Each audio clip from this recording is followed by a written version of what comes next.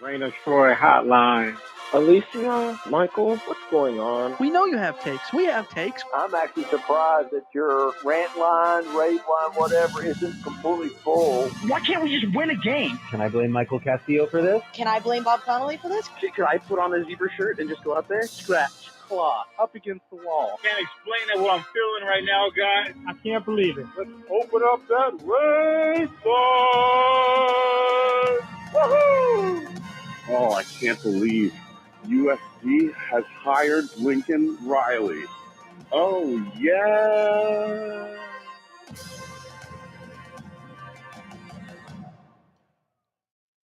Hello, everybody. Welcome back to Rant of Troy Radio, episode 506, coming to you on Monday, September 25th, looking back at USC's 14-point win over the Arizona State Sun Devils in Tempe. We are going to look back at the game, talk about the highs, the lows, take your calls, and so much more. As always, you can follow us on Twitter at Rant of Troy, like us on Facebook, facebook.com/Rant of Troy. Be sure to subscribe to the podcast wherever you find podcasts. We are there, Apple Podcasts, YouTube, Spotify, name it, we're there, probably, more than likely. But especially here live on YouTube, where we are every episode of the show. If you're joining us here live on YouTube, be sure to like the stream as well as subscribe to the show. Our email address is ranttroyfanside.com and our phone number 818-643-7227. Suck it, what's brewing show. Yeah, 818-643-7227. I'm your host, Mike Castillo, joined along with my co-host here in the Rant Troy studio in Los Angeles, Lisa D'Artola. Hello, everybody. Hello. It is another Monday, another Fallout episode, one with a lot to discuss this week because, you know, it was a game that had the Rotbots sort of up in arms a little bit. Yeah, I mean, it would you say I was up in arms on Saturday? I think people were up in arms. I think people were up in arms. Were you up in arms? I felt a little up in arms. I felt a little ranty. I felt a little frustrated. I certainly wasn't as as intense as some I saw on Twitter and elsewhere, but yeah, no, it was a frustrating night. I think that's very clear. Yeah, the most important thing is SC got the win, right? SC is 4-0. They are 2/3 of the way to bowl eligibility, right? That's the important part. Yeah, bowl eligibility. That's what we're worried about this year. Yeah, 100%. Anyways, thank you guys for joining us here on live on YouTube. Everyone that's in here, a bunch of people in the chat. The chat is filling up. We got Ernesto, Anthony, Randy, Sagar, Rama, Matthew, Cameron, Ernesto, Scott, Tim, Chalason. I don't know who else I'm missing, but there's more people probably. Bunch of people in the chat. Welcome as always. And before we get this thing started, the big note here is that, at least you're looking at the schedule, looks like SC played Arizona State on Saturday, and they're following it this week with Colorado. And I don't know if you know anything about those two states, but those two states, places where you can sign up for DraftKings, because if you do and you're a new user, you can receive $150 in bonus bets instantly after following just 3 steps. Create an account, deposit, and then wager $5 on any sport. Whether your first wager wins or loses, you'll still receive $150 in bonus bets. All you have to do is use the code Reign of Troy, all one word, when you sign up. The best part is using that code Reign of Troy not only gets you the bonus, but it helps support this very podcast, this one that you're listening to, watching right now.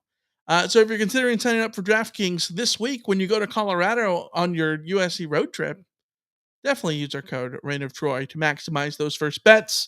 This offer is available to new customers who are 21 plus and physically present in legal gambling states such as Colorado. Mm-hmm. Yeah. Exactly. So please remember to gamble responsibly and check the episode description for the full terms of the offer, including all of the states that you can join DraftKings with, including Arizona, Colorado, Tennessee, Virginia. There's a long list. Go check out the list. Anyways, Let's get to the news. We got news to begin with, shall we?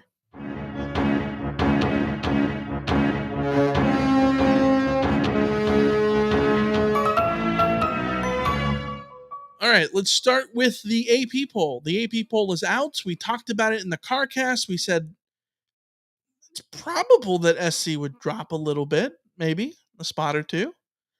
They did. SC dropped from 5th to 8th, 3 spots. 3 spots after beating Arizona State by only 14 when the line was 35. It is now number 1 Georgia, number 2 Michigan, number 3 Texas, number 4 Ohio State, fresh off their big win in South Bend over Notre Dame. 5th is Florida State, Penn State 6th, Washington 7. All those teams basically kind of move up a spot over SC. Oregon is 9th, Utah 10th, Notre Dame, fresh off their loss, is down only 2 spots from 9th to 11th. Alicia, your thoughts on the AP poll? Number one, we have to start with number one. The polls don't matter. The polls don't matter. So any discussion that we have about this comes with that disclaimer and is more of a thought exercise than something that is actually worth getting riled up about. First things first, right? Number two, I think I predicted this on Saturday. I sort of saw it coming. I think I said at the time that I wouldn't be surprised if we saw USC fall below even Penn State because of the impressiveness of their win over Iowa. Everyone can shut out Iowa. That's sort of not part of the thing. But putting up 31 points on that Iowa defense, I'm impressed for Penn State. Mm-hmm. Drew Allaire putting up 4 touchdowns on that Penn State defense. I'm impressed. That was undoubtedly something that answered some questions that I have about Penn State, about whether or not their offense really is capable of competing. So I saw that sort of coming. I think you and I both agree that Washington has been the most impressive team in college football so far. They have also had a relatively weak schedule, but that schedule has still been stronger than anything USC has done. Impressive as they can be for playing a bunch of cupcakes. Yeah. Yes. And even then, USC, we're going to talk about USC's performance at ASU in a weird game with weird circumstances around them and all of that kind of stuff. And understanding that ASU was a team that's been weakened by a million things that are going on. Washington went to Michigan State under weird, uncertain circumstances and didn't have any of the road trouble that USC had on Saturday. So I've been very impressed with Washington. Still a lot that they have to do, but they'll have that opportunity to do it. And that's sort of where I'm at with USC on this. The polls don't matter because USC has not played anybody and they have stumbled defensively against 2 weak teams.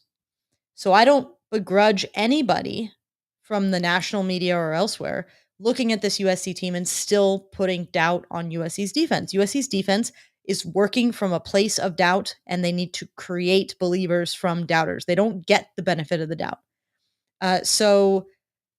This is what happens when you let an Arizona State team put up 28 points on the road and you let it get to a point where you were a possession up, in the fourth quarter. You need to, if you are USC in USC's position, you need to blow out every opponent that isn't a ranked opponent in order to justify being in the top 5 when everybody else in the top 10 is winning ranked games. Pure circumstance because USC just hasn't had that opportunity yet. Yeah. But that's the way the cookie crumbles. So it just is the way it is. And I see a lot of people talking about why didn't Florida State get punished for the Boston College game? For Boston College or for and Clemson. Texas with Wyoming last week. Yeah. Too. Well, technically Florida State kind of did because Texas went and jumped over them. So, but more importantly, those 2 games last week came in a time in which there weren't any other games that there weren't other big wins for teams to get and then jump teams with the impression of those wins, right? This week, Penn State goes out and beats Iowa. Ohio State goes on the road to beat Notre Dame. Those are wins that you add to your resume with. And that's why there's jumping in the polls, because you not only do you need a reason to knock somebody down, but you also need a reason to bring somebody up. Yeah. And this week there was reasons for sort of both of those things. I honestly, and I know that people don't want to hear this, I think if SC had won by 30 points, they probably go down in the polls anyways, because Ohio State beats Notre Dame, and that's considered a big win, and they move up in the polls because that's how the polls work. And Paul in the chat is asking, why does Washington get a free pass even though they give up 1 million yards and points to Cal?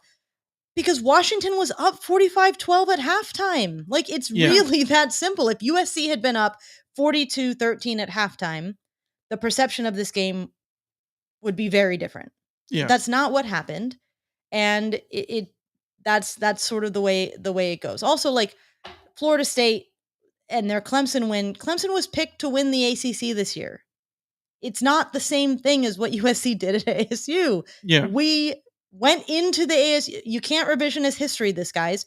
We went into the ASU game talking about how this team is terrible because they are terrible. Circumstances have made sure that they are terrible.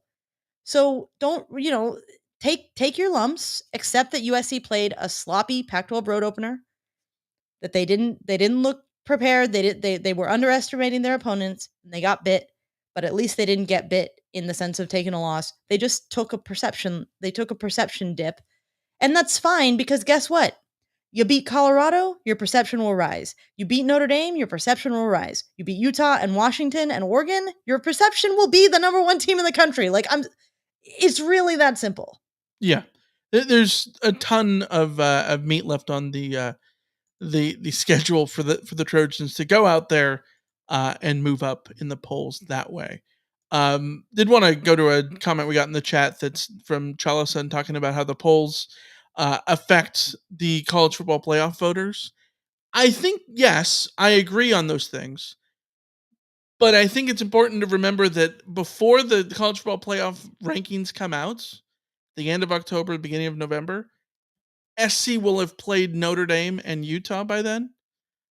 So, yes, I think that you want to establish a good ranking in the AP poll before then. But I think the committee has shown that they have the ability to break off what the AP poll does, even if the AP poll sets its trend. But more importantly, SC has 2 huge games before the rankings come out. So SC is going to be ranked bigly based on those things, right? Like, that's what's going to happen. Shake up things for the polls as far as the Trojans are concerned. But let's get to the new kickoff times. The kickoff lottery for next week happened today. And the USC Arizona game, week 6, will be another 7:30 p.m. kickoff, this time on ESPN. It's not on Fox. Yeah, that's... This is the first ESPN broadcast of the season, and it's the 6th game? I believe so. 2 Pac-12 networks. And then everything else has been Fox. Big Fox. Yeah. There you go. Well, I mean, at least we won't have to put up with another Brando. SC has finally gets to leave that godforsaken scorebook. Yes. Well, it's back. It's back next week. So, this Saturday. But at least we get to leave Tim Brando behind. So there you go. I can confirm from my rewatch. Yes, they were just as insufferable on rewatch as watching live. All right, let's get to talking about USC's win over Arizona State. The Trojans go on the road into Tempe, into Mountain America Stadium, whatever the hell that is, and they get a win, and a sloppy win. I think that is the prevailing way of discussing it. That's the word that's been bandied out there a bunch, put out there a bunch, and we got a tweet from Rise of the Kumquats, who sent over a link from USC Analytics on Twitter about explosive plays, EPA, which is the estimated play. It's expected points added. Expected points added. There we go. Without explosive plays calculated. So these are just, predominantly, you take out the explosive plays. For SC, it's -4. For Arizona State, it's -30. And I think this encapsulates USC's defense to a T. When you take out the explosive plays, this is the defense that is really damn good.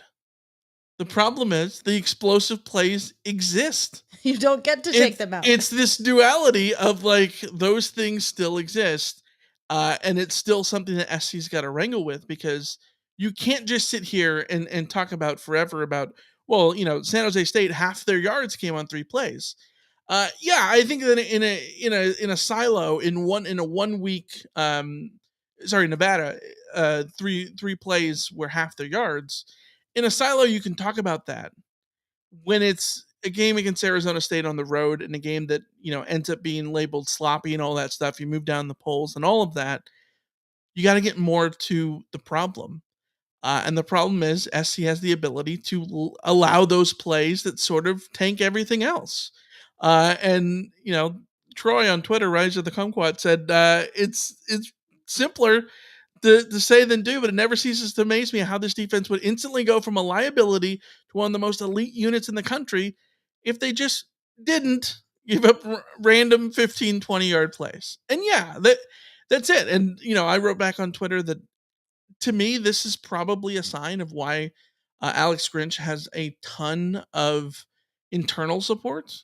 Because I think that if you are a believer in the Trojans, a believer in the defense, especially from the internal perspective, I think it's really easy to buy in and look at it and say, but we're getting all those stops, where we got 8 sacks.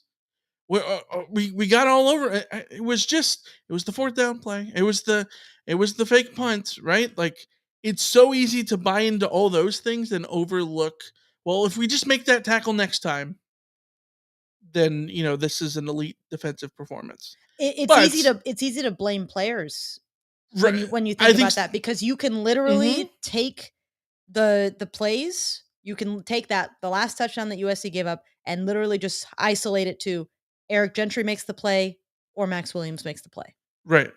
Yeah, I think you can use it as a way of saying, well, the scheme is working because the guys are in the right position. Right? Like, yeah, they're there to make the play. Doesn't get made, but if that play gets made, that tackle gets made, look how good everything else looks. And I get it in a way it's hard to say that that's not the case. But you can't just keep having these technical issues at the same time. It's got to the criticism has got to focus somewhere. It can't just be completely scatterbrained. Yeah, because when it comes down to it, if you are a coach or if you are a coaching staff or anything like that, and you are blaming the players, then you have it all wrong, because in the end, it's the coaches who put the players in their position to succeed or not. And it's the coaches who determine who's on the field. And it's the coaches who coach the tackling, who coach the pursuit, who coach all of the things that the players need to do. And even more than, like, on offense, I can imagine an offense where you have a good quarterback and a good wide receiver, and just having those 2 great players can make an offensive coordinator look better than they are. But on defense, like, one great player can only do so much. Your job as a coach is to make sure that all 11 players are all working in concert and all doing their job and all ready to make plays. And if you don't have guys who can make plays in your system, then your system is wrong. But yes, I think that's how you can buy into it. But I think that we can, whether or not SC has the guys or not, they've recruited all these guys out of the transfer portal. Yeah. These are their dudes that they've chosen. If right? Mason Cobb isn't good enough for your system, then why did you bring him to USC? Right. If Shane Lee doesn't fit your system, then why did you bring him to USC? If Tackett Curtis can't operate in your system, well, he's a freshman, so whatever. Then why are you playing? There's a lot of things that to me, I was somewhat sympathetic to the idea that in year 1 that was an issue, but we are in year 2. It doesn't fly anymore. Yeah, for sure. When it comes to things like rewatching the game, the perspectives often can change. Alicia, where do you sit now, having revisited USC's win over Arizona State? Oh, okay. Up, down, sideways? Stock neutral? No, I am much more calm about it because watching it back, to me, it looked like a classic Pac-12 road opener in which USC's offense and defense, in almost equal measure, were playing very, very sloppy football. Mhm. And it's the equal measure bit that, in a weird way, calms me a little bit because and special teams too. Special teams was also just looked outside of Dennis Lynch, who was an just absolute superstar hitting the kicks that he hit. Um, everything about the game, from Caleb Williams down to the worst performer on the field, looked discombobulated and out of sorts. So it being more of a team, this is the first road trip. They were just having a sloppy night on the road. Feels like a better explanation to me today than it did on night. Um, that doesn't excuse anything that happened. That doesn't excuse the fact that they were susceptible to those things, but it also makes a lot of sense that's sort of just what it was. Um, but I come away from this with a sort of pessimistic Alicia perspective and an optimistic Alicia perspective. So I kind of want to go through both of those because I think I have some complex thoughts that don't necessarily fit a like up or down thing because it depends on which direction I'm looking at the glass. Does that make sense? Yeah, I think so. I think we gotta start here. I actually think this is a case of optimistic Alicia. Oh, Go you for want it. to start with the good news first and then ruin the vibes with the bad news. Well, no, it's just the one on the left versus the button Yeah. on the right. Okay. I read left to right, you know? Here's my optimistic take. Um again, Pac-12 road opener. We should have seen this coming, really. More so than we did. Pac-12 road opener. Things get weird. It happens, whatever. Just almost disregard. You got the win, disregard, move on. I wanna jump in here. I think that we didn't talk about the Pac-12 road opener stuff because Arizona State looked like a team that was their struggles so far this season looked like it would far outweigh the history that SC has had year after year of the struggles of the Pac-12 road opener. You look at the struggles against Stanford last year, even though SC did get a big win. It was a weird, sloppy game Yeah, well, it wasn't a against good game. Stanford, and then you go on years over years. The Oregon State loss. There was Washington State Wash- got USC a few times. Washington State in 2017. There's Washington in 2009. Like it's Arizona State in 2011. Like the list goes on and on and on and on and on. Historically, it has been a relevant thing, and I think it's less about it's the Pac-12 road opener, and it's more about it's the first real road test that you get because sometimes you play a road game in the non-con that maybe isn't overly difficult or whatnot, but this is the first true road test. A lot of times on USC schedule, Mhm. and a lot of times at Stanford too, because SC has to play Stanford early, and so naturally, road games being more difficult, especially the first one of the year, I think it makes sense that it ends up being a pattern. It was just going into it, SC was 35-point favorites. That seemed to be the prevailing thought over the history But of everything else. looking back on it, the line opened considerably lower than that. Yeah. And it moved because people were so confident in USC taking it. But like I think the odds makers sort of probably knew better that initially that this would be a little bit closer than people expected. And then the line moves because the line moves based on the bets that are coming in, right? Also, it was a look ahead game. Also, as R1 in the chat asked, like, was USC rusty coming off the bye week? Yeah, that's certainly also a factor. So there's just a lot of factors going in. So the optimistic take here is just like, it was a weird game. Put it behind you. It's fine. Learn from it. Move on. It's not a big deal. The offense was incredibly sloppy. The pre-snap was a mess the whole way. The offensive line, I thought, looked had some really shaky moments. USC refused to run the ball, and they still put up 42 points. Because I choose not to run. Like, Mario Williams is a little bit of a good example of what went on with the offense last night. Like, yes, he dropped that pass and it was costly.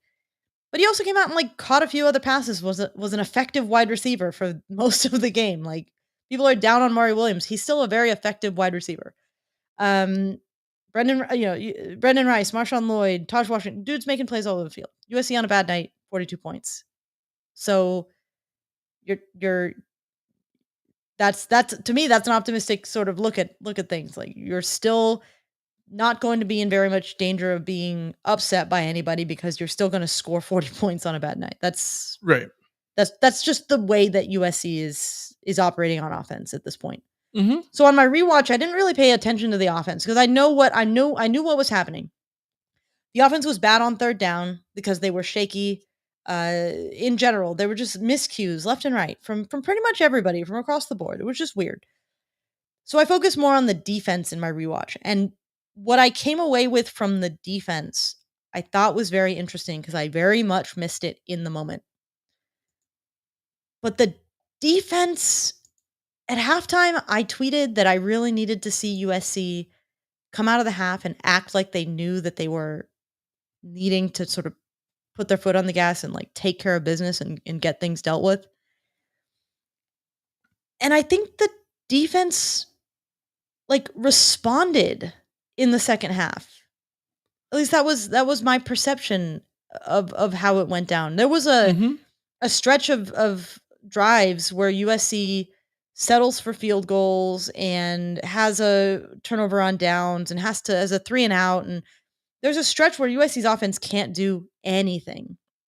And USC's defense responds with the Kalen Bullock interception. They force a punt. They get the fumble. Like, they are getting the stops when USC really needs them to get the stops because the USC's only up by 6. And it did feel in the moment to me like an actual response from the defense. They force a punt on the first drive. The second drive, they give up a touchdown, but like, even that one was a weird face mask penalty that just is one of those ones that happens. And then the Elijah Badger touchdown over Sierra Wright. Like, I'm inclined to credit a receiver for making the play to a certain point. Like, you obviously don't want to excuse a touchdown that's scored one-on-one, but the things that I worry about on defense are very much not that kind of thing, because receivers are going to go out there and make plays, and sometimes your corners are going to get beaten, and that's going to be okay in the end.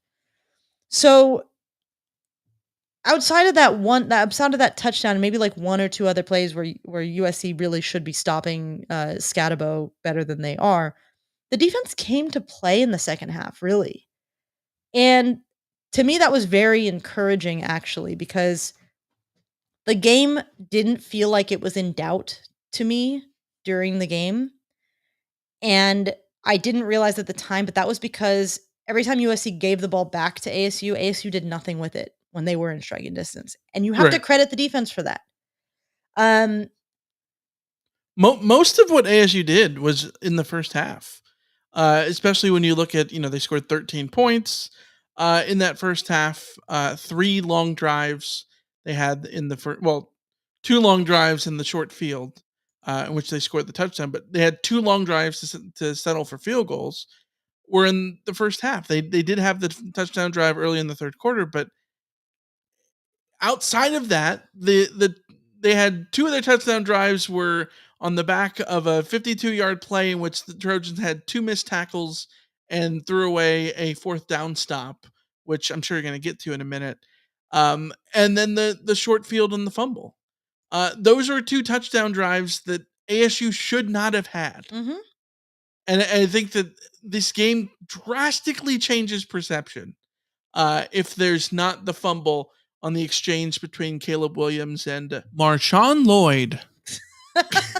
and then the drive at the end with Scatterbo with the 52-yard catch, because you take those outs, this is a completely different defensive performance. This is a completely different everything else. And again, to go back to the point that we talked about, where you take out the non-explosive plays and USC's defense looks great. I think that you can sit here and you can see all the good things, but you still have to acknowledge that, but there's still those bad areas, and those bad areas, a better team, unlike ASU, is going to make SC pay for actually giving up those 14 points the way that they did. Yes, absolutely. But while we're on the optimistic side of things, I thought there was really good play. Bear Alexander was good. Romello Height and Jamil Muhammad, both edges, were the best players on the field for most of the night for USC. They were doing work. I love the speed that those guys bring to be able the way that they run down plays on the edge is something that USC has not had. And that is a big advantage for USC going forward. I think those guys, we can really look forward to see them continue to make plays. So defensively, I am not in as much of a panic as I was. That's good, right? That's good. I actually think this is a case of optimistic, Alicia. Yes. There you go. That is my optimistic take is that USC's defense was very bad at stepping up when USC needed them to step up at times last year, in terms of when your offense was struggling, you needed your defense to come through, and they didn't. Mm-hmm. And that was not really the case in this game. They did come through in the end in the second quarter, and we saw a reaction. And the one thing that I will give Alex Grinch is, I think from my memory at least of games, we are starting to see this season a second half reaction that is positive. So that's optimistic, Alicia. That's optimistic Alicia's thoughts on the game, is that there actually were defensive positives to take from this game that USC can really build on as they move through a season where you hope that they clean things up as they go. Yeah. But to go to, you look at it, Paul in chat says, I too is not upset with the defense. I think the interesting thing is so much of the takeaway and so much of the commentary from SC fans was, anti-Grinch. We got calls about it. We're going to get to in the mailbag and all those things. And it's because we talked about this in the CarCast. And the Alex Grinch defense doesn't have the benefit of the doubt because of the big plays that they do give up, because of the game against Tulane, because the Pac-12 championship game, because of the Arizona game last year, all those things. The trauma is strong, and I think that the moment you see one of those plays that SC gives up, it's more evidence that, hey, that problem still exists, and SC probably should have made the move at the end of last season and all that stuff. And it's easy to hit the just fire Grinch button, right? But it's nuanced because this defense is weirdly nuanced as it stands. But anyways, get to your pessimistic views. Pessimistic Alicia is out in full force. Yeah, get to it. Okay, here's the pessimistic view. Missed tackles, missed assignments, big plays, explosive plays are not an anomaly of this defense. They are a hallmark of this defense. They have been since last year, since the year before too. Wasn't it the Clancy Pendergast thing? Even all three of USC's most recent defensive core. I was having this conversation with my dad. He was asking just about the defense and the schematic sort of questions and all this kind of stuff. And we were talking about, I was talking about the scale of ultra conservative to ultra aggressive defenses. And I would say that USC's last three defensive coordinators all tended toward the ultra aggressive side. Clancy Pendergast, Todd Orlando, now Alex Grinch. So they're all big on creating these big havoc plays, all the time havoc, but also susceptible to big explosive plays as a result. And that if USC were to go out and look for a new defensive coordinator, I personally would like to see somebody a little bit more balanced take over, having gone through 3 You'd rather have the Wilcox experience again? Maybe I'd rather have the Wilcox experience. Which is the opposite. But yeah, maybe don't swing too far over, but I mean, to be fair to Wilcox, it's worked everywhere else. Yeah. So it's one of those things where this is what this defense is. And we hoped that USC stocking up with some better athletes would maybe cut down on the explosive plays that they give up. The problem is that they're still missing tackles. And to be fair, some of the guys who are missing tackles were the same guys that were missing tackles last year and the year before, and they keep playing. And so why do we expect things to be all that different? But there is a frustration, just like that this has been a consistent problem, and USC's best players are susceptible to it. For instance, Kalen Bullock, theoretically, is USC's best player on defense, or at least when he's making plays, he certainly looks the part. Mm-hmm. That interception he has is beautiful. He almost has an even more ridiculous interception, diving, and he doesn't quite make the catch, but like he was almost in position to get it done. But he's at fault for the first touchdown. ASU runs the ball on 3rd and 10. You and I are watching this play, and you're like, why are they running? Like, are you sure that was not third? Are we sure that wasn't 3rd down? Because like, why are they running the ball on 3rd and 10? Yeah. And both of you, and it's not like one of those 3rd and long draws that you just hope to pick up yards on against the zone defense or something. No, it's a run play, and both of USC's inside linebackers, I believe it was Cobb and Gentry at that time. Both get washed out of the play. Scotty makes a cut, very very nice cut by the way. Dude can play, and Bullock just completely misread the play and was out of position to make a very simple tackle that would have prevented a touchdown. But that's the hallmark of this defense. And I'm not trying to pick on Kalen Bullock, but when Bullock is making those mistakes, it stands out. And then you look at, who missed the tackles on that 4th down play? Eric Gentry and Max Williams, veteran guys who have been here before. Who is in the first half at least completely taken out of the game, whether by his own misreads of plays or by getting completely swallowed up by blockers on every single play. Mason Cobb, who was supposed to come in and help transform this defense. All over Bryson Shaw missed some tackles that would have prevented 3rd down conversions, that would have ended drives. These things are annoyingly consistent across the lineup. And at a certain point, you can't expect explosive plays to stop happening against this defense when you're going to keep putting the same players out there and then expecting different results. Mm-hmm. And I think that's why my pessimistic side is as frustrated as I am, because watching this game, certainly watching it back, there were some mind-boggling personnel decisions. Keon Bars, the big nose tackle that USC brings in to be a run stuffer in this defense.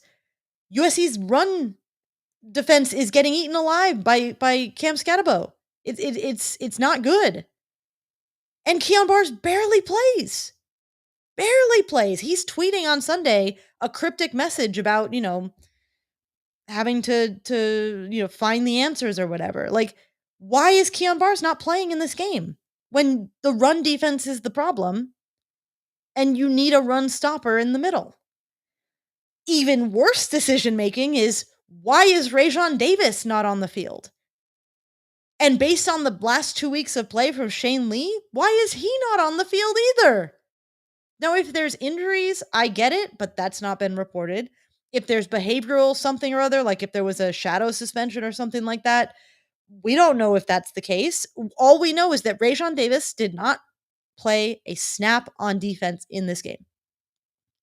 Meanwhile, USC has Mason Cobb out there being actively bad for most of this game. Yeah. Has Tackett Curtis out there making freshman mistakes. Hey, that's freshman of the week, Tackett Curtis. Tell me you didn't watch the game without telling me you didn't. A lot of voters looked on the stat sheet to figure out which freshman they could give that award to. And congratulations, Tackett Curtis, for that award. But like 2 sacks at the end of the game in what amounted to garbage time does not a good performance make. But the thing is, Tackett Curtis was on my rewatch. Tackett Curtis was miles better than Mason Cobb was. Cobb had something like 70. I think it was 74 snaps, and he had 1 tackle. 1 tackle. That's unacceptable. That's maybe he's rusty from as from a captain injury. of the defense. That's wild. Yeah, maybe he's rusty from the time off. That's entirely possible. But like at a certain point, why is Rajon Davis getting blanked? Why is Shane Lee getting blanked when we spent the last 2 weeks? And like, I don't want to jump to conclusions here because we don't have enough evidence to support this theory, but I can't help but question why it is that the 2 games that Mason Cobb has started this year result in 28 points for the opposing team. And the 2 games where the primary linebackers for USC are Rajon Davis and Shane Lee result in 14 points and 10 points for the opposing team. I'm not trying to pick on Mason Cobb, who was a tackle machine at Oklahoma State. So like, we know he can play. So what is being done to put him in the right position? Maybe they need to protect the new transfer a little bit and let him get his feet under him and let someone like Rajon Davis, who has clearly picked up the defense quicker, play. To me, the biggest argument for being pessimistic about this defensive performance, given everything I just said optimistically, is that Alex Grinch and his staff did not recognize at any point that there were players on the sideline who could help them in this game defensively. And they didn't play them. Specifically at linebacker. Which is... USC's secondary has its issues. I'm not happy with the safety play very often. But the inside linebackers are the problem. It's them. They're the problem. Mm-hmm. They have been the problem. And I put this on Twitter, like USC hasn't had a good linebacker or hasn't had good linebacker play since Cam Smith. Cam Smith graduated in 2018. Yeah. And he wasn't all that good in 2018 either. So maybe the last time USC had good linebacker play was 2017. And I mean, were people happy with the linebacker play in 2017 either? Like, I was certainly more happy. Sure. Okay, 2016 with Michael Hutchins. That was Hutchins. That was the last time Hutchins USC had the biggest tackle of this century. Yeah. There you go. Yeah. Okay, I have one more point on my pessimistic. I have 2 more points, quick points. Number 1, pessimistic take. I get that we can say this was a Pac-12 road opener. I get that you can say you were overlooking an opponent. I get that you can say that it was a road test, all that kind of stuff. But like, overlooking an opponent and playing sloppy on the road is how you lose to Cal. Mm-hmm. Big trap game in November. Yeah. How you lose to Cal. So like, pay attention. Number 2, the offensive line had a lot of issues in this game. Good offensive line. Like Jonah Monheim has been outstanding for 3 games this season. He got eaten alive at times against ASU. USC's interior lineman got eaten alive. Justin Dietrich was making pre-snap mistakes. The offensive line had issues, and it definitely helped put the offense out of sorts and out of created some miscues. Caleb Williams bailed out the offensive line a lot on Saturday. The touchdown run that he had, the offensive line absolutely collapsed on two plays in a row, like completely failed 2 plays in a row, and he created a touchdown out of it. So thank God for Caleb Williams. But like, I'm willing to put the pause on that sort of pessimism and say like, everybody on offense was out of sorts. So, and they still scored 42 points. So like, That was uncharacteristic of USC's offense. What we saw, the problem for USC's defense is it was characteristic what we saw, and USC's offense was uncharacteristically sloppy. So like I will give them more of a pass. But if we are looking 5 or 6 weeks down the line at a USC team that has lost a couple games, we may be looking at the offensive line as the culprit based on this performance. I'm not ready to go there, but this is the pessimistic element of the podcast, so that's just me.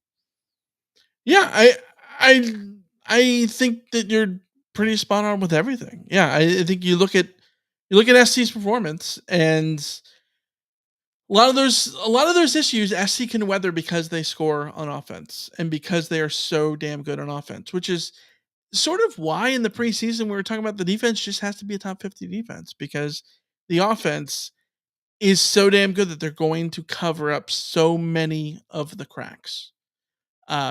And you point back to what, LSU won despite having a not good head coach, right? Like, with in the incredible offense that was like the greatest offense ever assembled, right? If SC could channel an offense that was that good, think of how much of a sloppy defense you could have, much of a sloppy offensive line you could have if you could still score. Anyways, all those things, but you got to get through it. You got to be able to get through those things and still get those wins, which SC did. Now they go on the road again, another weird timed game with weird elements, 9 a.m., all those things on Saturday against Colorado. We'll talk about more about that, of course, on Wednesday. Let's get to the over-under. Look back at our over-under picks from last week in the ASU game, shall we? So you're going over. I'm feeling bold. Give me that over. I'll go under. I got to take an under here. I got 3 unders to take. I'm going to do an under here. All right. Let's start by looking at last week's records. Going into it, I was 10-8. You were 9-9. Our pre-week standings. We start with your first over-under, which was 2.5 ASU giveaways. The Sun Devils had committed 8 turnovers in their previous game against Fresno State. I took the under. I had faith in the Sun Devil offense a little bit, I guess, which locked you into the over, and it was under. They only had 2. Nearly got a third. Well, the refs gave them a third for no good reason. If Kalen Bullock makes that incredible diving catch, then I'm good. And if the refs decide to inexplicably not review what was very clearly not an interception by USC later on in the game, I'm golden. But alas, yeah, very very nearly SC got this one. It was funny because over on Discord, which you can always join if you're a member of the podcast and join the Rant Squad. $4.99 a month, you get all of our bonus content and access to the Discord. In the middle of the game, I'm like looking up the over/under stuff. I'm like, there's 2 lines that are possibly in play here, and one of them was the turnovers. And like a minute later, that thing happened, and then it got overturned. So, yeah, I get the point there. It was 2. It was under.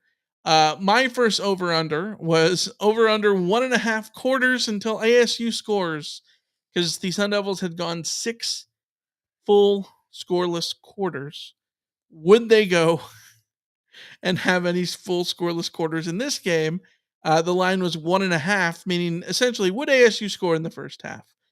They did. They scored pretty early in the first quarter. You had taken the under.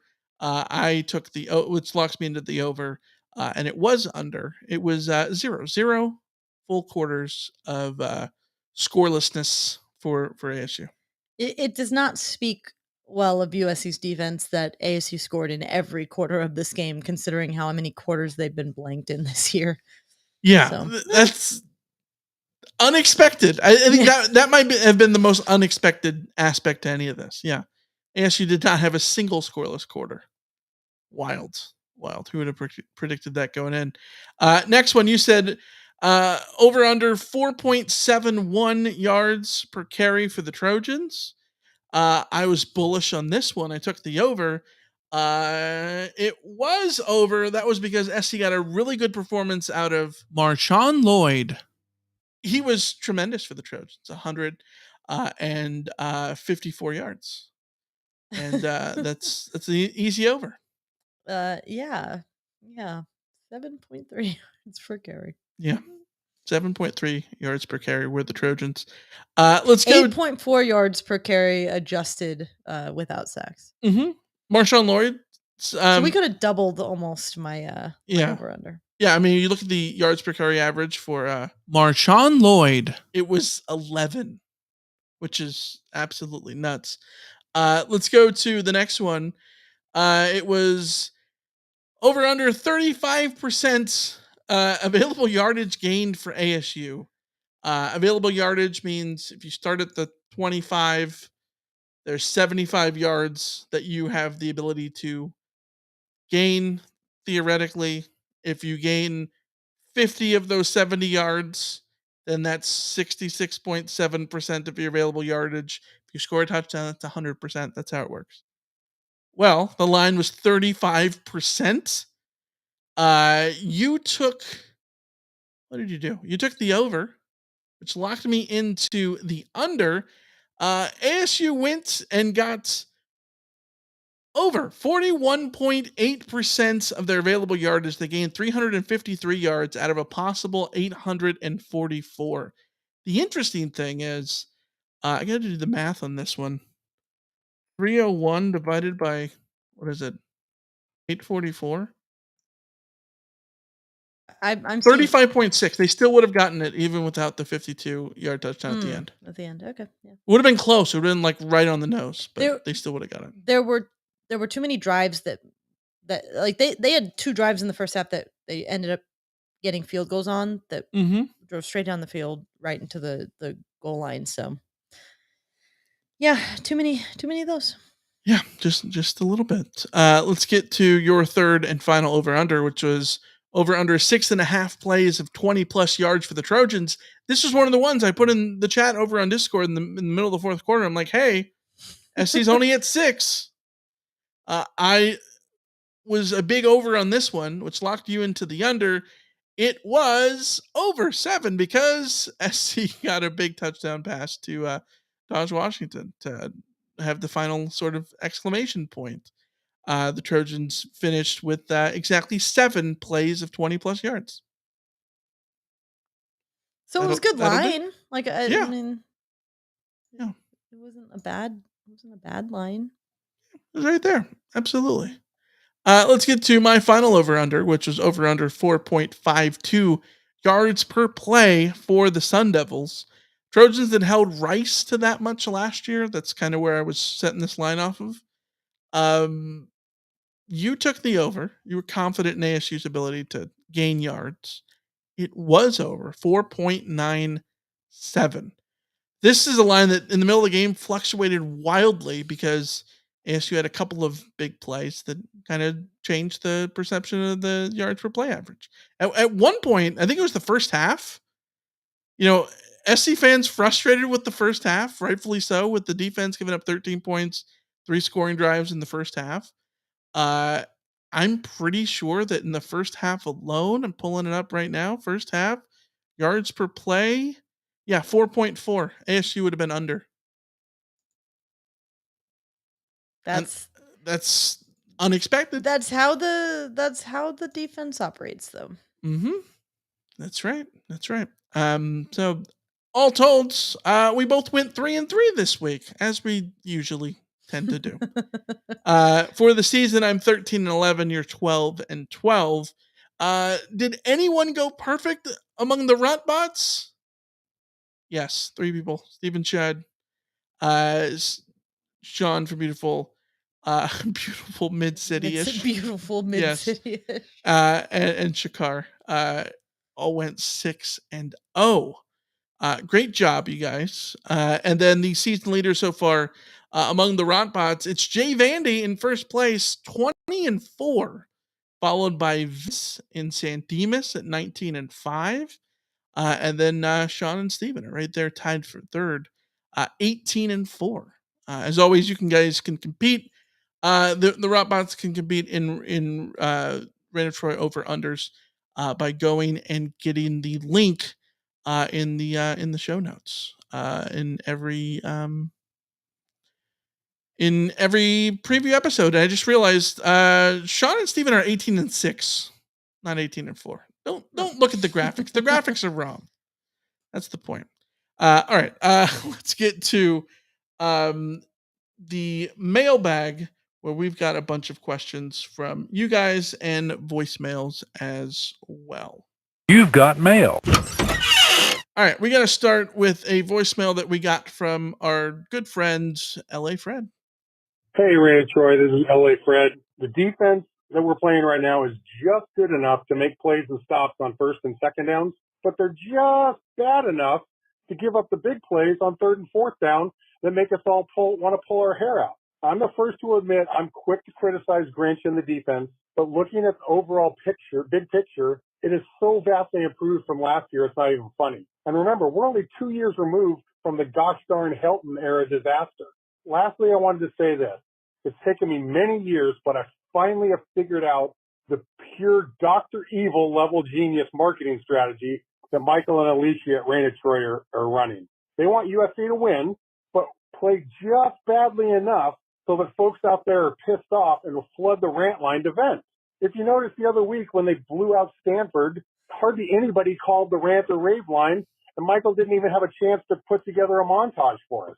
This week, the Trojans win by multiple touchdowns on the road, and I bet the voicemail was filled by halftime.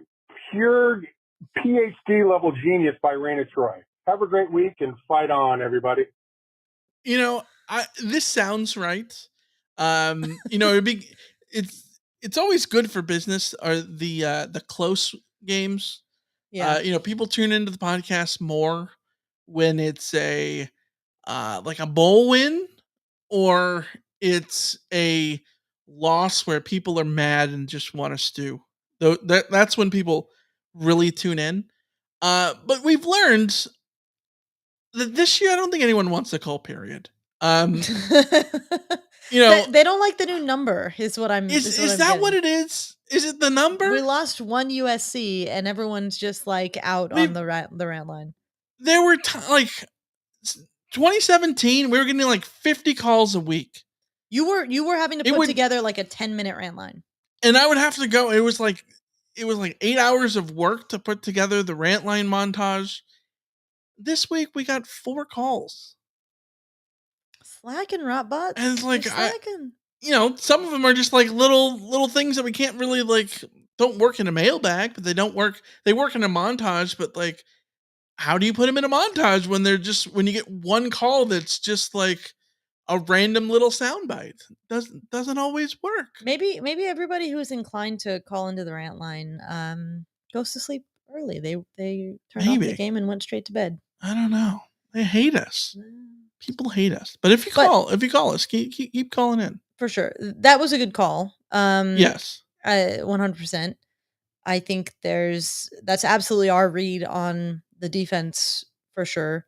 And that's one thing that I see a lot of people talking about how like it's just the same defense as last year. It's just the same defense.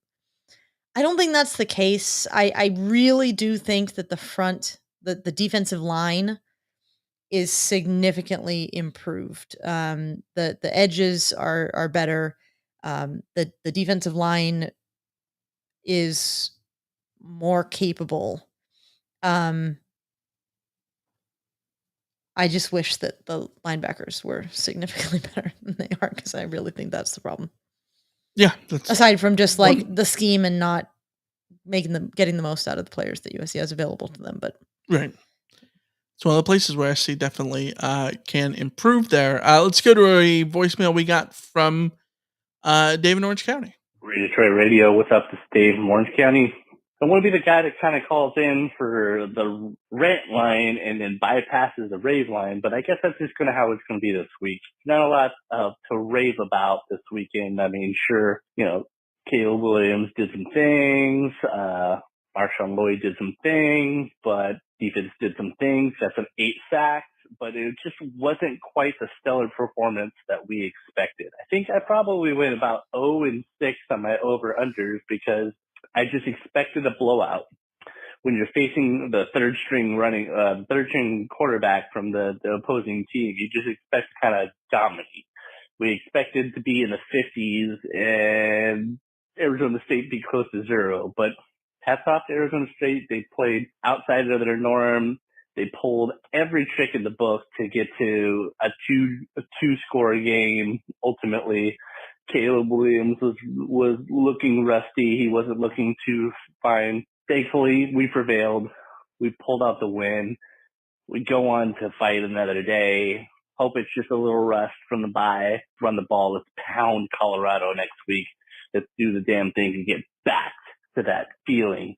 The SC is just going to go on and do some great things this week. So, to all the Rotbots out there, hope you had a chance to enjoy some of the victory, but let's get some more. We're all hungry. Fight out. Thanks, Dave. That's a great call as always. Yeah, I think that it's perfectly reasonable to be dissatisfied with that game. I think it's perfectly reasonable to be wanting to look ahead and see more from this team. I don't think you're off base at all there. Yeah, I this is one of the confounding things about like it's head and heart, but not just head and heart. It's like both sides of the brain. On one side you look at it and you're like, yeah, that should have been absolutely a blowout. On the other side you're like, yeah, I mean, teams do struggle after bye weeks. I mean, it is the road opener. I mean, ASU, yeah, they didn't have anything to lose. They could have just, tried a million trick plays. And I mean, what can you do with a trick play? Then next thing you know, you're like, yeah, 14-point win was pretty good, even though it was a 35-point spread, right? Like, yeah, all these things, tend to be there. Nuance, certainly. Let's go to a call we got from Hawaii.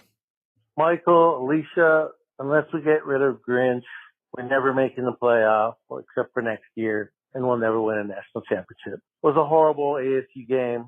Maybe they can fire him on the tarmac. Aloha. What do you think? If it was the ASU tarmac, it was 10 years removed from the tarmac game. What would you think if there would have been a tarmac situation? What would have gone through your mind? I would have been absolutely stunned. The same way that I was absolutely stunned when Lane Kiffin got tarmacked, and I thought it was a mistake at the time. And not that I would think it would be a mistake now, but it would feel like a why now? Like that's counter.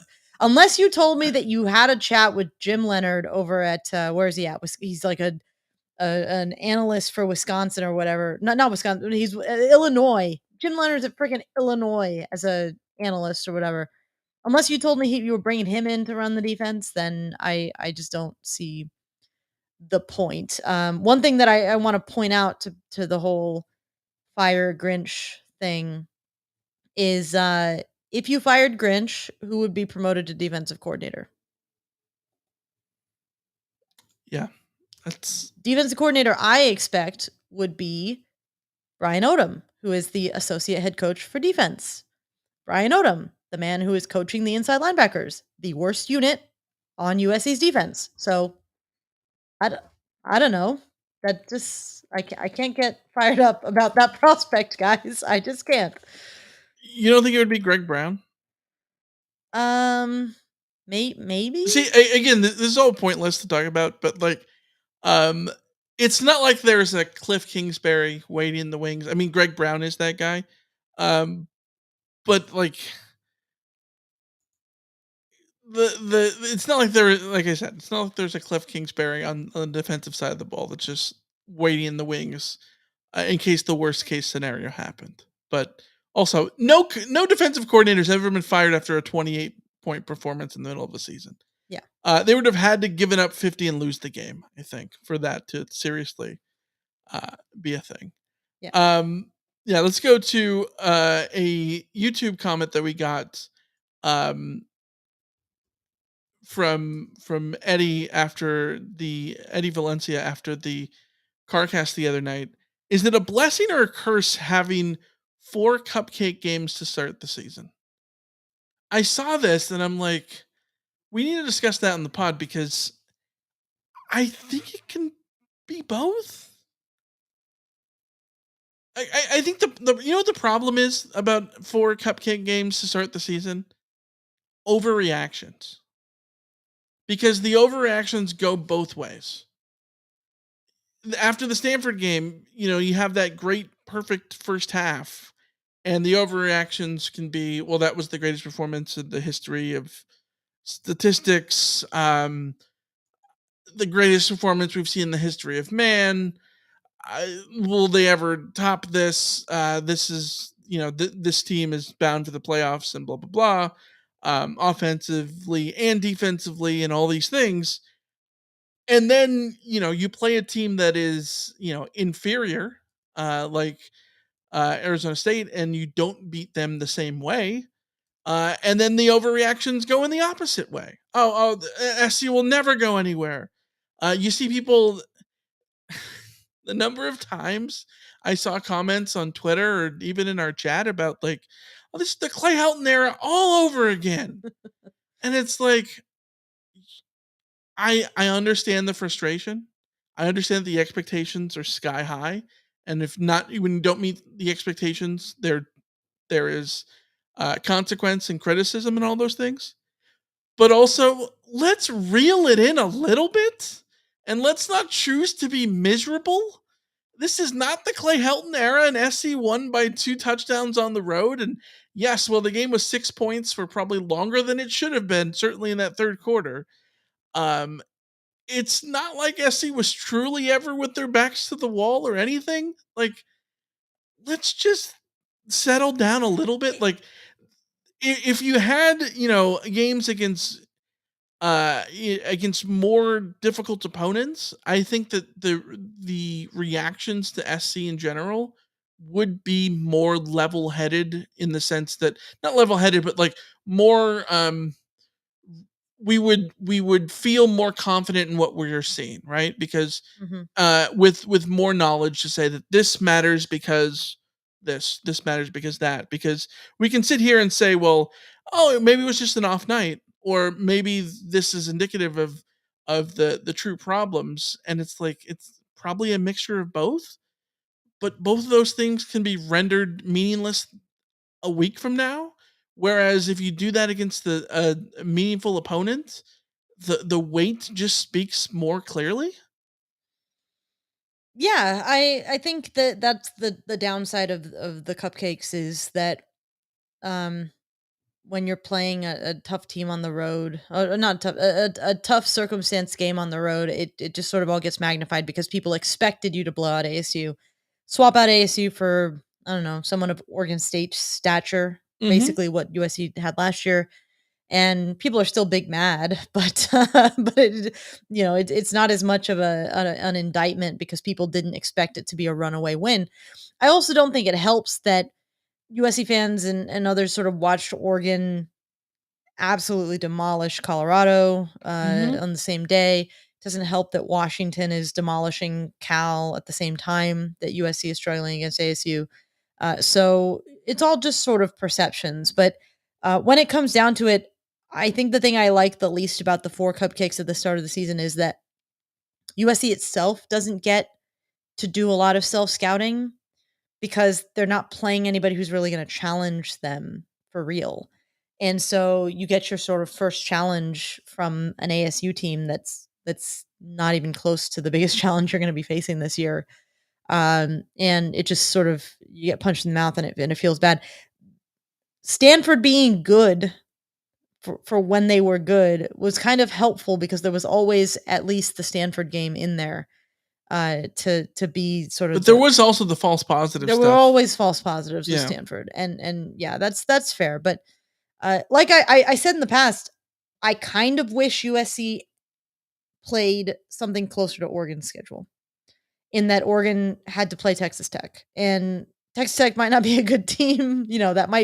That game was sort of weird and didn't make Oregon fans feel good for sure.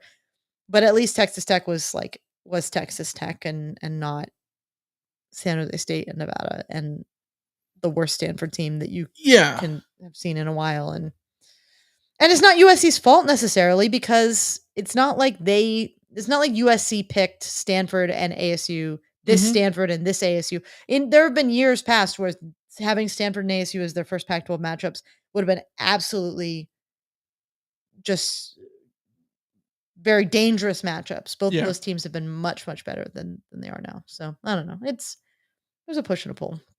Yeah, for sure. Let's go to questions we got here on the old YouTubes. Paul says, why does FSU get a pass for surviving Clemson in overtime, but USC drops to 8 for lacking style points? Because again, Clemson was favored to win the ACC this year, and Clemson is a fringe top 25 team. Like, they're not very good, but they're still fringe top 25. ASU is nothing close to that. It's not comparable. Also, USC's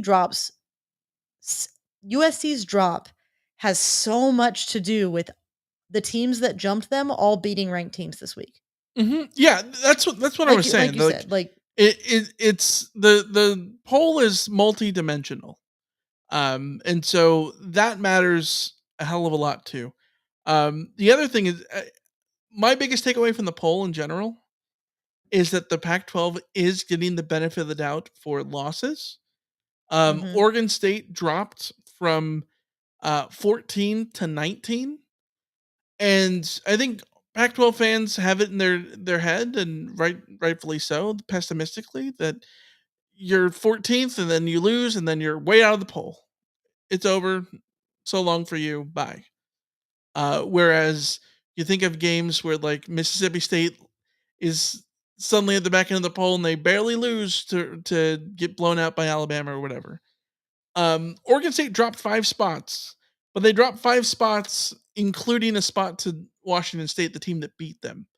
That is, and now that's the thing that you always wanted the Pac-12 to get, the respect there, right? And now we have a Friday matchup coming up where Utah is playing Oregon State, and both of them are ranked. And we've seen both of them are in the top 20. We've seen this so many times in the past, where the week before a Pac-12 sort of fringe, top 20 Pac-12 team loses to another ranked Pac-12 team, and they fall out of the polls, and then they play the team that is ranked, and it's a ranked versus an unranked matchup, and then there's like an upset, and everyone's like, oh, like the ranked Pac-12 team got upset by an unranked team, blah, blah, blah. But in fact, it was an Oregon State team that should have been ranked the whole damn time. Right. So yeah, they're 27th if you include other receiving votes or something. Yeah. Yeah. So, I think Utah's in trouble in that game, by the way, which might be, if you want to have a pessimistic view of USC in the college football playoff rankings, which again, don't matter, because in the end, if USC wins the games that they need to win, they'll be fine. But, I think there's a non-zero chance, that Utah, by the time USC plays them, will have picked up a couple losses. But this is also me doubting Utah, which means that Utah's going to blow out Oregon State, and Cam Rising is going to look like a Heisman winner. And yeah. I saw someone say that Washington State should be higher because they're the only team in the country that has 2 ranked wins. And I was thinking about it, like, first of all, I think Florida State has 2 ranked wins. They just don't get credit for Clemson anymore, depending on how you count it. Yeah. Because Clemson is now out of the poll. This is the other problem, is like, at what point ranked wins, to me, the ranked wins are at the end of the season, is the team in the top 25. Now we're talking. That's when they should matter the most. Yes. Yeah. I do think the ranking of the week matters, but within context of what that means. Let's go to a question from Joey. Do you know of any other team in college football that runs a 1-gap attack defense? Promise I'm not asking this to criticize Grinch. I'm just curious if any other teams run it so I can compare. This is when I sit here and say I'm not I do not have the brain capacity to talk X's and O's with any serious sort of. I haven't slept at that many Holiday Inns to fake that one. It would be clutch. Do you have the answer? I don't. It would be clutch if there was some sort of database that we could look at and see something like what kind of offense does this team run? What kind of defense does this team run? That would be absolutely clutch. It just those things would exist. It would just say multiple. Everyone would say multiple, so it wouldn't do it. I can't say definitively. I'm just gonna say, like, Alex Grinch is not out on a limb here. There are certainly others who are running a scheme that is 100% similar to his. I can't come up on top of my head. I would love to be able to sort of see that a little bit more closely, but Vince says USC should beat teams like Colorado. If they don't, the same way that Oregon did, is it really that great? The old comparative scores game. Okay, yeah. People will do it. But anybody who's trying to do comparative scores between USC and Oregon with this game, aside from the fact that Oregon physically dominated Colorado, you want to see USC physically dominate Colorado in a similar way. That's what you can sort of compare. But if you're talking comparative scores, Oregon at Autzen against Colorado and USC at Colorado at 9 a.m. is a completely different scenario. Yeah. They're not comparable circumstances. This needs to be more of an eye test comparison. You just want to see that USC can outdo Colorado. You want to see that USC's defense can unsettle Shedeur Sanders in a very similar way to the way that Oregon did. You want to see USC's offense be too much for Colorado's defense the way that Oregon's was. But it doesn't come down to like you need to put up 70 on Colorado in order to make it comparable with Oregon. It's and also like if USC beats Colorado 80-0, that doesn't mean that USC had a better win than Oregon. It just means that like it could as much mean that Colorado was completely demoralized and unfocused by the win the week before. It's just not the same thing. Don't compare scores. Yeah, but it's going to be inevitable that will be the case. I think we will absolutely compare the scores. The important thing is, do you win with the game control that Oregon did? Or at least have some semblance of the same game control that Oregon did. That's the important part, I think there. Sagar says, what's more gross, the obvious hate that Tim Brando and Spencer Tillman had for USC or the Pac-12 refs? Okay, I want to talk about this for a second here because I don't like talking negatively about broadcasters 99% of the time. They have a difficult job. I think most of the criticism that broadcasters get is, oh, they don't like my team. And so much of that is misinterpreted objectivity because the broadcasters are rooting for a game that is interesting to the neutral, especially on a neutral broadcast. Yes. And they want what makes a good story. They don't want to watch a blowout. Yes. And I think that, ASU making it a good game is the better story nationally for most people watching than it is just sitting there and talking all about fawning over all the little things that SC does. So in the grand scheme of things, that exists. With the exception, I think, of this broadcast team. Spencer Tillman went to Oklahoma. And I'm not going to say that, he went to Oklahoma and so then therefore he must hate Lincoln Riley. I think it's a little too reductionist. At the same time, it seems like there is this preconceived agenda there that I don't quite understand otherwise, because in the first quarter, before SC had even really truly been sloppy enough to make this a game, right after the first fumble, there was a discussion about whether or not SC is truly as good as people say that they are, and that's almost verbatim what Spencer Tillman said, and I'm like, let the game play out. Yeah. Maybe that's the case, but let the game play out before you have that discussion in the third quarter when it's a 6-point deficit. I mean, SC has a 6-point lead. Don't have that discussion in the first quarter. Like, yeah, there's what? definitely some hate. It was a mix of some inherent bias for the broadcasters, and also the very understandable broadcast mindset of the upset bid is way more interesting to call. Right. Like Yeah. they were giddy for the upset bid. Yeah, which And I get in like, most cases. Yes, but see, like good broadcasters can find a balance between wanting the upset bid and not being so obvious about it, and not sell, like the good thing that like the good thing that that people like Gus Johnson does is that, like, he's excited for everything. Like sometimes he's way too excited for things, but he's excited for everything in the game. Where to me, Tim Brando's mistake was he was Gus Johnson levels of excitement for everything that ASU did, and sounded like he was at a funeral for the other half of the game. Like the Taj Washington touchdown is comedy. The way that he is actively rooting for there to be a penalty because Taj Washington was pushed out of bounds. It's like Liverpool fans and your and Martin Tyler. And Martin Tyler, yeah. The Liverpool fans are convinced that Martin Tyler sounds like he's at a funeral every time he has to call a Liverpool goal. And they do these side by sides with Martin Tyler making the call and like Peter Drury, who's on another broadcaster, making a call. And it's like you can like again. For me, the Martin Tyler thing is he wants the upset bid, so he's sort of disappointed when Liverpool score and there's no upset bid.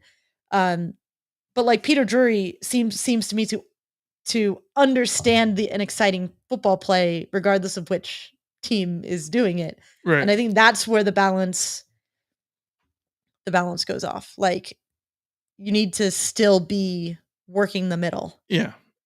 Yeah, I think so. I think that, yeah. It seems to me like with the Brando call, like there is a preset, like he goes into the game with the notion of how he wants to call the game. Sometimes that I think the Stanford game, I think he went into it with a lot of SC favor, by the way. Yeah. And I don't know. There's not my favorite broadcast. I will stop No. there. I will stop there. No. But yeah. Ron Murdy says, do you expect Lincoln Riley to use this game as a tool to fix the problems going forward? I think he'd like to say yes. That's the way they should be approaching it. Yeah. Right? Like that's every hiccup kind of game that you have. It's important, number one, that you get out of it with the win. No harm, no foul. And then number two, learn from it. Yeah. Like, for instance, maybe Alex Grinch next week, maybe put number 9 on the field. I don't know. The other thing is, if this is the clunker that you get through and then you learn from it, and 4 weeks from now SC beats Utah and they're like, well, we couldn't have done this without the, the mistakes that we made in ASU and then we overcame and blah. Like, okay, maybe that happens, but you have to prove that. You have to earn that, right? Well, go earn it then. Yeah. Michael says, Michael Enright, great name, by the way.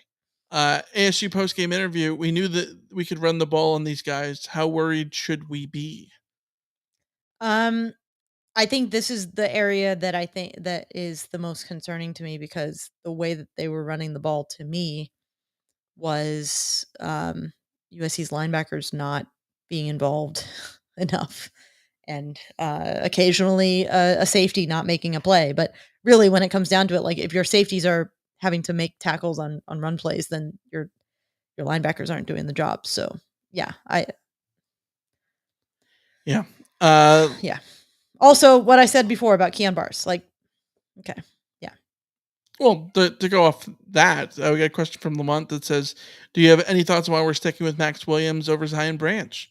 Smaller safety going up against a big tight end or running back has been a problem for years. I have an answer for this one.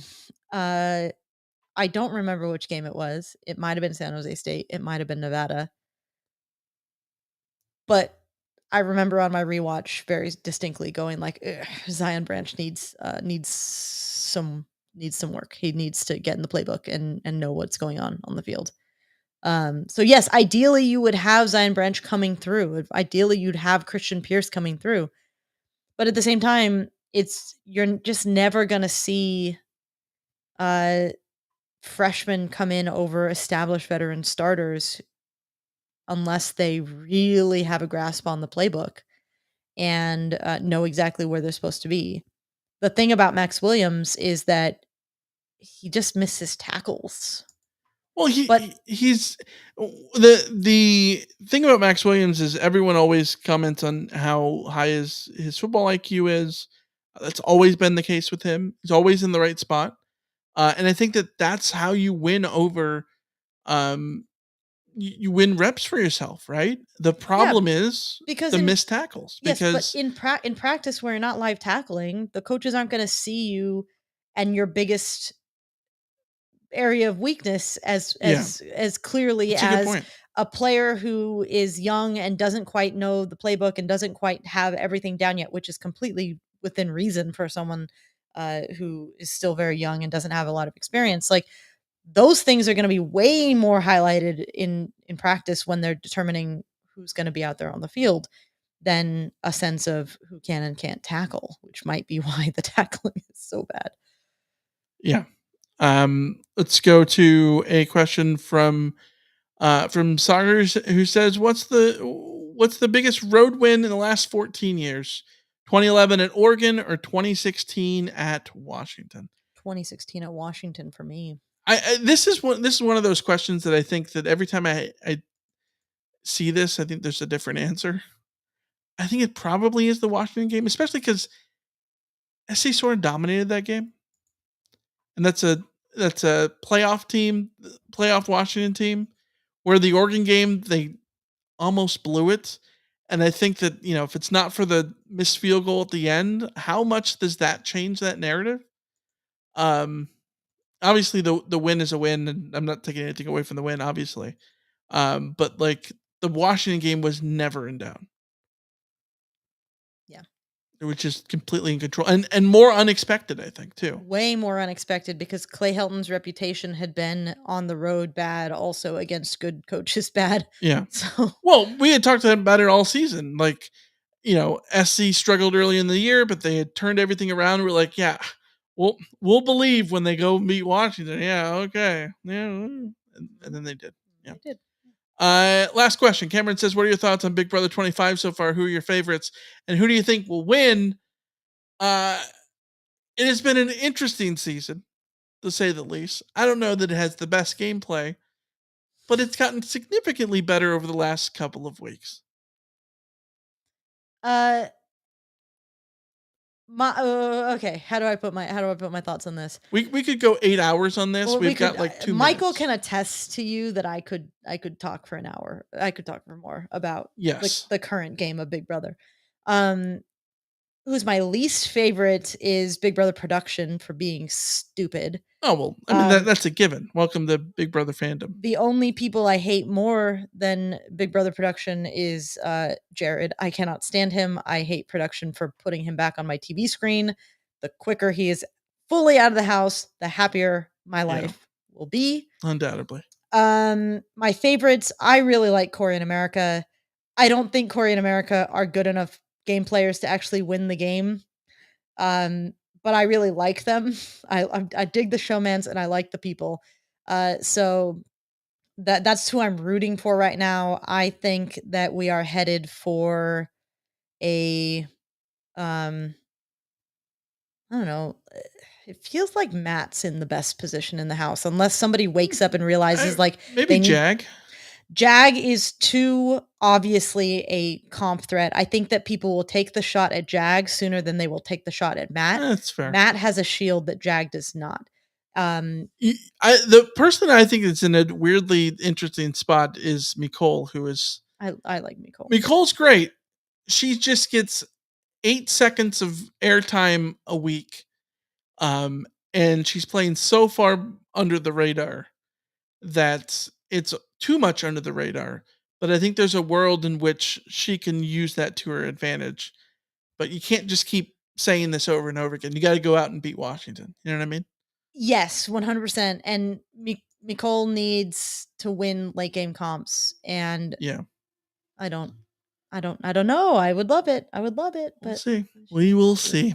All right. We'll be back Wednesday to preview USC and Colorado. Until then, we will see you. You can always. By the way, the DOG that sits right behind us. Yes. Now on the floor. Yeah. For some reason, I think it's trained to where she knows when the episodes are over now. So she doesn't care what we say. Like, we can talk about the park, we can talk about getting food, we can talk about going outside, and she does not respond. But the moment we say the thing that we say at the end of the show, the way that we say it, she pops up and just goes like, so maybe we'll keep the. All see right. if she does Well, that'll do it. That'll do it for the episode. So until next time, we'll see ya. See ya. She just moved her head. She didn't get up. She's now looking at me. She's still just laying there. But she definitely moved. So I don't know. We oversold it. We oversold it. All it was very cute last episode though. All right. See ya. See ya. See ya.